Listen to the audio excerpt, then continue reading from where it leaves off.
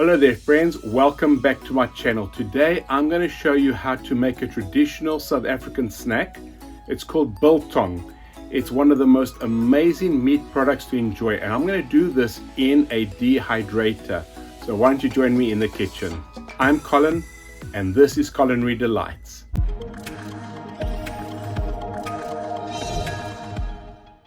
Okay, let's make some biltong. Here is what you'll need. For the vinegar mix, 1 cup of apple cider vinegar, 2 tablespoons of Worcestershire sauce, biltong spice mix, 1 tablespoon of brown sugar. You'll find my recipe for the biltong spice mix at the end of this recipe. For the beef, you can use eye of round, which is the preferred cut if you're in the USA, or silver side if in South Africa. I'm using bottom round, however, if you prefer to use top round, you can also use that. Mix the vinegar, the Worcestershire sauce, and the sugar together. Cut the meat to around 1 inch or 2.55 centimeter thick with the grain. As you can see with these pieces of meat, it is cut perfectly and is a good layer of fat, which gives the biltong greater flavor and greater texture. Pour the vinegar mix into a tray and then dip the meat into the mixture, ensuring all the meat is covered with the vinegar mixture.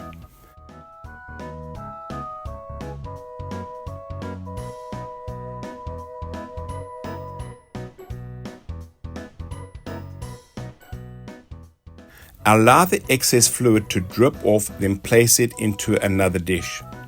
Repeat this process and place the next piece of meat next to the first piece.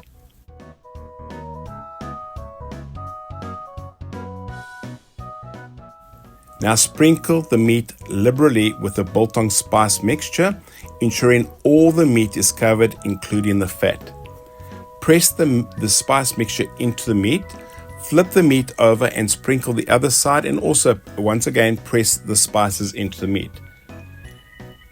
Now the same with the rest of the meat and just layer it on top of each other.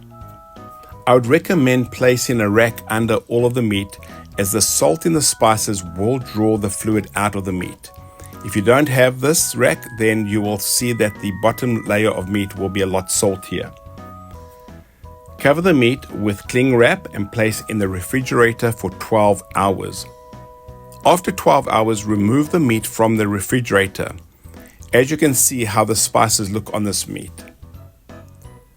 I'm going to use a food dehydrator, which will give you the exact same results in half the time. Place the meat on the tray, making sure there is sufficient space between each piece of meat. When placing the meat into the dehydrator, I remove every second tray so that it gives enough space and good spacing between each tray of meat. Set the temperature of the dehydrator on its lowest setting.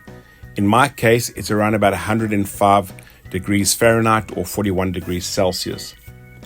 Remember that biltong is not cooked or smoked, it is dried, cured meat. I find that running the dehydrator for 48 hours gives me the perfect biltong. However, depending on how dry you want it to be, you can run it for another day or so.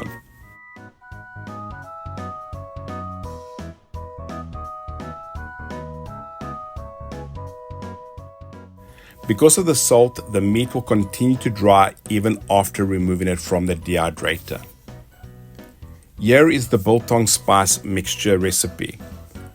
1 cup of coarsely ground coriander, 1 cup of sea salt, half a cup of coarsely ground black pepper, half a cup of brown sugar, and you can use optionally 4 tablespoons of granulated beef stock just to give it an added flavor. And there we have it, the perfect biltong recipe. Hope you enjoy it. Give this recipe a like and also subscribe, and don't forget to ring that bell so that you can be able to get notified of new recipes that come to you on a weekly basis.